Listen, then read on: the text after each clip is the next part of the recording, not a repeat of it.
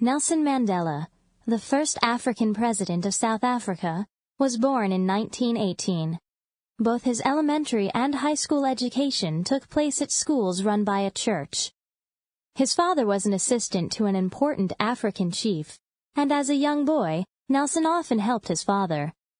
While he listened to people telling the chief about their problems, Mandela decided he wanted to become a lawyer so that he could help his people with their struggle for freedom. After high school, he studied for a bachelor's degree in law. In 1942, he started his political life by joining an organization called the ANC. ANC stands for African National Congress. Over the next few years, he and other members of the organization worked hard, and the ANC became a powerful national movement. It fought against the laws of the South African government, because these laws made life difficult for black people. Even though most of the country's population was black, the people who ran the government and had all of the power were white. The ANC encouraged people to resist the government in a peaceful and non-violent way. Mandela became deputy president of the ANC in 1952. He was now an important leader of black South Africans.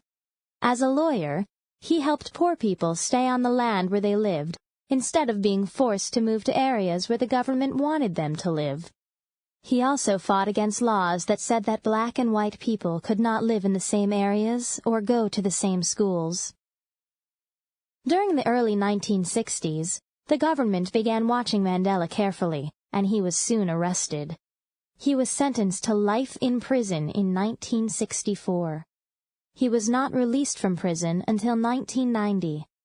Even while he was in prison, he inspired people in his own country and others all over the world. After he was released, Mandela continued to try to achieve the goals he had set almost 40 years earlier.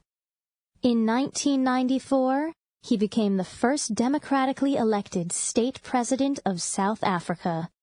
He remained president until he retired in 1999. Today, the world remembers him as South Africa's best-known and best-loved hero.